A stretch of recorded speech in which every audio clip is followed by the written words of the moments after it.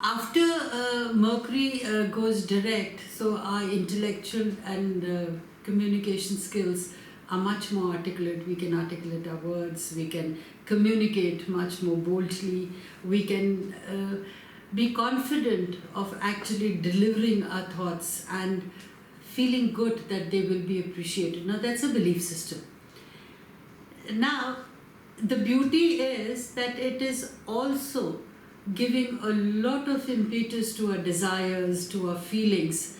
And what better indication than when on April 29th, just 4 days later, when Mars is actually coming in conjunction with Neptune.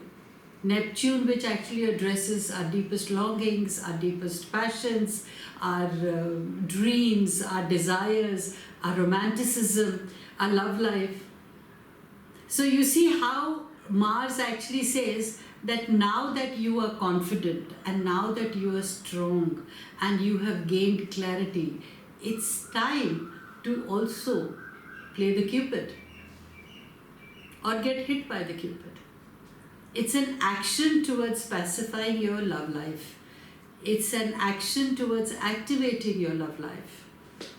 If old relationships are not working out and you want them to work out, so it's time to take actions towards opening your line of communication as indicated by Mercury and using your intelligence and the thought process that will expand, which is actually indicated and impacted by Jupiter. So we must give our best shot into extending olive branches, trying to rectify the relationship and probably putting our point across confidently. And you don't have to plan all this out because Uranus has always said that be spontaneous in your actions. When we are spontaneous in our actions, our truthfulness actually comes out much more clearly.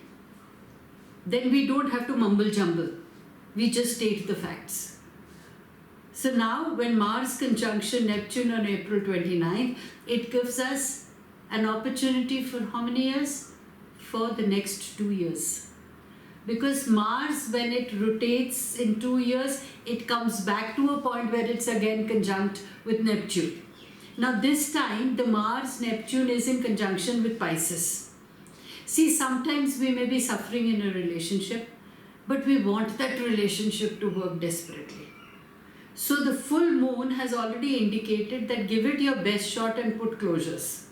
So either you put closures to the resentments that you have been feeling by actually having open line of communications, or you accept the fact that this relationship is not working out. So you put a dignified closure to it and move on and be confident to find another like-minded person. Because Neptune is all about your own self, your own desires, your own feelings and pacifying those feelings. Otherwise you feel lonely, you feel frustrated, you feel depressed, you feel despondent. Now all these verbs are going to, or adjectives are actually going to be put into action if you don't take action, says Mars. So don't be a harbinger of your own destruction, I would say. I would say take actions towards constructing your love life, take actions towards constructing your world, your dream world, beautifying your surroundings, renovating your working life or your home space so that happiness comes within you. And then enjoying, again, not forgetting the attitude of gratitude, because Uranus, Neptune and Pluto are higher octave planets. They always remind you never to fail in your attitude of gratitude.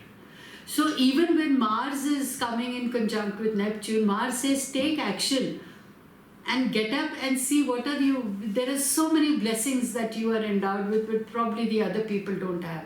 So once you start enjoying what you already have and clearing your cupboards for the new to come in, is where you are doing your bit into creating your world of happiness.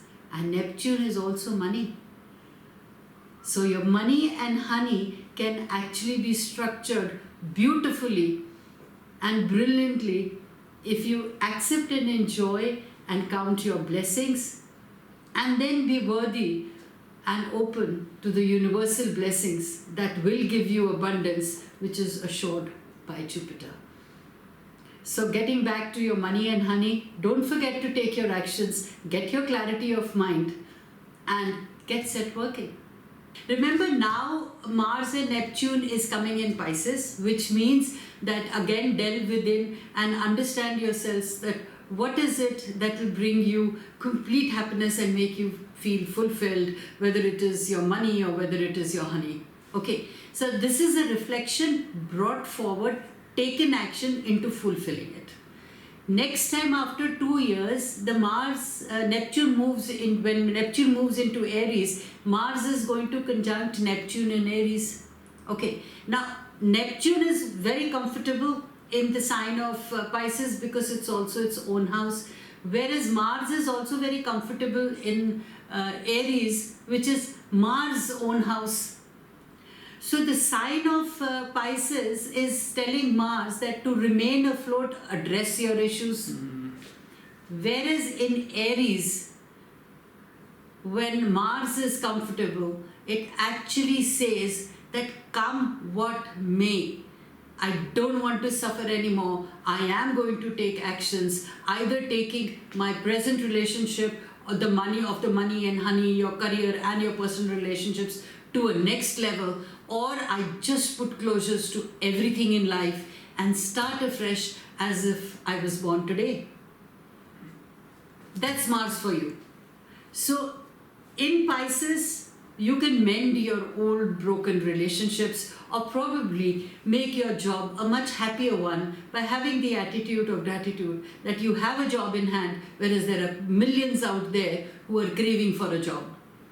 Making it your mission in life that either I want to mend this relationship, which is very important for me, or else I need to at least extend olive branches, give it my best shot for the next 2 years, and then take a decision so that I never have any regrets in life. So these are the things which happen when Mars conjuncts Neptune in Neptune's own house, which is Pisces, water sign. So adaptability, mutability, rather than being an extremist, it's important to balance things out during this time. Because after 2 years, there's no question of balancing. It's only a question of directness and a question of stepping forward, taking initiatives and understanding things work or not work. If they work, well and good. If they don't, then my spring has come. Stay blessed. I realized that my interactions with my clients is very important. Though I've tried my best to interact, but since we have a lot of time and space between us, but the technology has made it, this is the age of Aquarius, so the technology has made us easier that we can meet each other virtually. But my wishing and my longing, these are my manifestations. And this is what makes me happy when I'm able to clarify doubts of the people or of my listeners who have various questions in their mind. And I always welcome that for the simple reason because it connects me more closer to you all, that's one. And second, it also gives me a different point of view. And they say life is all about learnings. Nobody is a master as such. We all learn from each other. My endeavor is to teach as much as my endeavor to learn from you. Actually, my experience tells me that the call of the hour is to keep ourselves mentally and physically healthy. Right? So, if we can build and replenish our support system, be it in relationships, finances, work areas, anything that helps us in sustaining a happy life.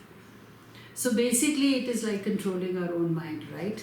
So changing ourselves instead of trying to change the other people or our circumstances are actually the keys that help us create our own fortunes and help us also be happy in this ever so stressful world, which actually we call the process of life.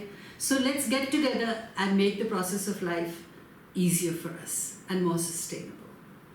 Stay blessed.